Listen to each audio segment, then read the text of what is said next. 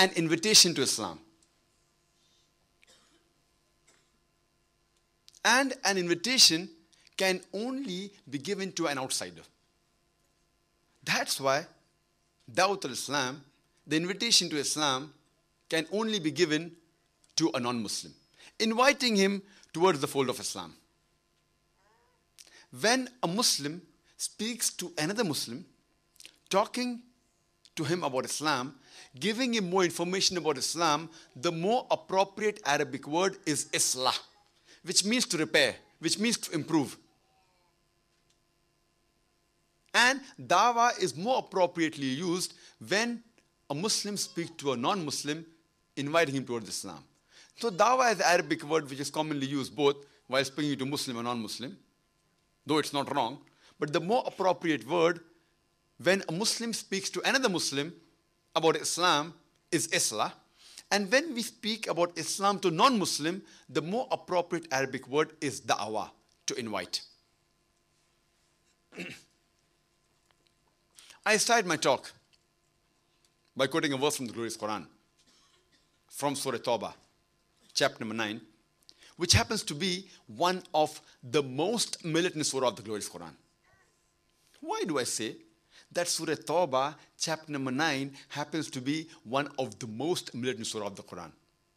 The reason is because it is the only surah, it is the only chapter in the glorious Quran which does not begin with the beautiful formula, Bismillah ar-Rahman ar-Rahim.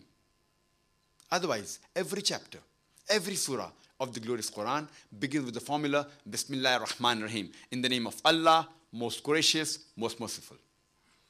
For example, Qul huwallahu ahad. Surah Ikhlas. Before that comes, Bismillah ar-Rahman ar-Rahim. Then it starts, Qul huwallahu ahad. Bismillah ar-Rahman ar-Rahim. Qul a'udhu bi rabbil falaq. Bismillah ar-Rahman ar-Rahim. Qul a'udhu bi rabbin nas. Every surah, every chapter of the glorious Quran begins with the formula, Bismillah ar-Rahman ar-Rahim. But in the beginning of Surah Tawbah, chapter number 9, Bismillah ar-Rahman ar-Rahim is not there. Because it is one of the most militant surah of the Quran.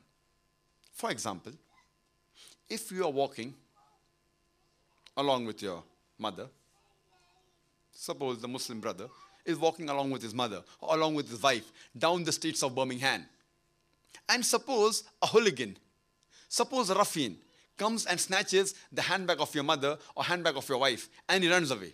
What will you do? What will you do? But naturally chase him. And the moment you catch up with him, you will not say, Assalamu alaikum, may peace be on you. You will not say, Bismillah ar-Rahman ar-Rahim, in the name of Allah, most gracious, most merciful. You will get down to the subject directly. Hey, mister, give the handbag, I'll break your neck. Hey, mister, give the handbag, I'll break your arm. You will get down to the subject directly. Bismillah is uncalled for. Similarly, if you read Surah Tawbah, Surah number 9, the first few verses, it speaks about a peace treaty between the mushriks of Makkah and the Muslims. And this peace treaty was unilaterally broken by the mushriks of Makkah. And by the time Allah subhanahu wa ta'ala reaches verse number 5, He is giving the mushriks of Makkah a warning. And He tells them, you put things straight in 4 months' time, otherwise a declaration of war.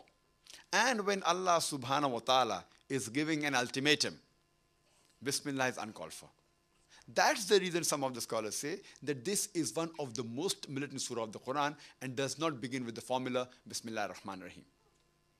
But by the time Allah subhanahu wa ta'ala reaches verse number 24, the ayah I quoted in the beginning of my talk, He is addressing us Muslims. Now, we Muslims, we are in the firing line.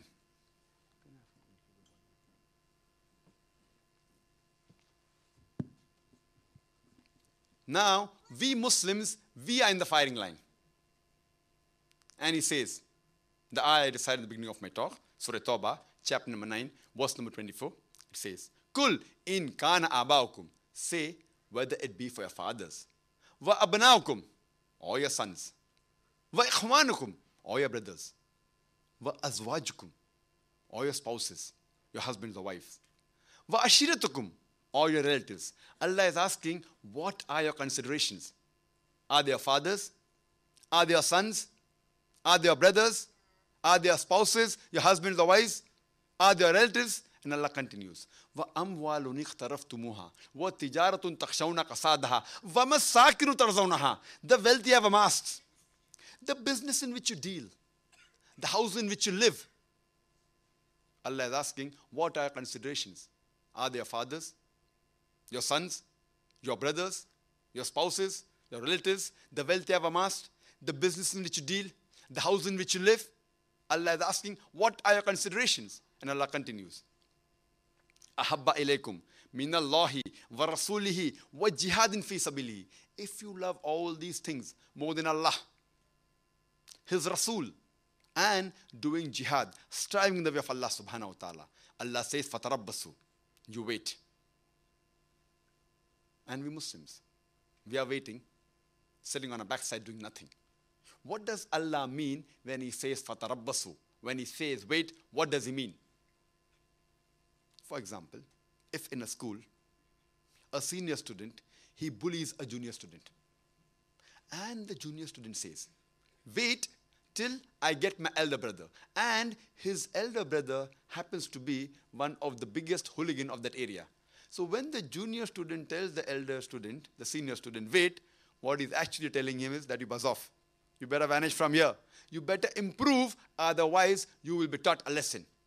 Similarly, Allah tells us, فَتَرَبَّصُوا حَتَّى يَأْتِيَ اللَّهِ بِأَمْرِهِ وَاللَّهُ لَا يَهْدِي الْقَوْمَ الْفَاسِقِينَ. Wait until Allah brings His decision unto you. Wait until Allah brings His destruction unto you. وَاللَّهُ لَا يَهْدِي الْقَوْمَ الْفَاسِقِينَ. And Allah guides not the fasiq people. Allah is telling that if you love all these 8 things, your father, your sons, your brothers, your spouses, your relatives, the wealth you have amassed, the business in which you deal, the house in which you live, if you love all these 8 things more than Allah, His Rasul, and doing jihad, striving in the way of Allah subhanahu wa ta'ala, Allah says, فَتَرَبَّصُوا. Wait, حَتَّى يَأْتِيَ اللَّهِ بِأَمْرِهِ. Until Allah brings His destruction to you. وَاللَّهُ لَا يَهْدِي الْقَوْمَ الْفَاسِقِينَ. And Allah guides not the fasiq people, the perverted transgressors. Allah says in Surah Muhammad, chapter number 47, verse number 38, Allah says, وَإِن تَتَوَلَّوْا يَسْتَبْدِلْ قَوْمًا غَيْرَكُمْ ثُمَّ لَا يَكُونُ أَمْثَالَكُمْ. If you do not do your job, if you turn away from Allah's path, Allah will substitute in your place another people, ثُمَّ لَا يَكُونُ أَمْثَالَكُمْ, and they will not be like you. Allah says, if you turn away from His path, if you do not do your job, if you do not do your duty, يَسْتَبْدِلْ قَوْمًا غَيْرَكُمْ. Allah will substitute in your place another people, ثُمَّ لَا يَكُونُ أَمْثَالَكُمْ, and they will not be like you. And we find in the history that Allah has His way. The people who you look down upon the most, Allah brings them out from the dust and makes them sit on your head. And we find the example, as Allah says in the Quran, in Surah Jummah, chapter number 62, verse number 5. The Mosaic law was given to the Jews, but they were like donkeys on whom tomes, tons of books were kept, and they understood not. The Jews thought that they were the chosen people, and they looked down upon the Arabs. They did not convey the message. They did not follow the instructions of Allah subhanahu wa ta'ala. Allah brings the people who they look down upon. Before the Quran was revealed, in the days of Arab, it was called Ayyamul Jahiliyyah, the days of ignorance. Allah subhanahu wa ta'ala with His kalam, the glorious Quran, He makes these people who are in dust, He makes them sit on the head. Allah has His way. So Allah tells you, if you do not do your job, Allah will substitute in your place another people. Summa la yakunu amsalakum, and they will not be like you. Allah says in Surah Al-Imran, chapter number 3, verse number 110. Kuntum khaira ummatin ukhrijat linnas. O ye Muslims, ye are the best of people in the world for mankind. Allah is calling us khaira ummah, the best of people. Allah is giving us an honor. And there is no honor without responsibility. Whenever there is honor,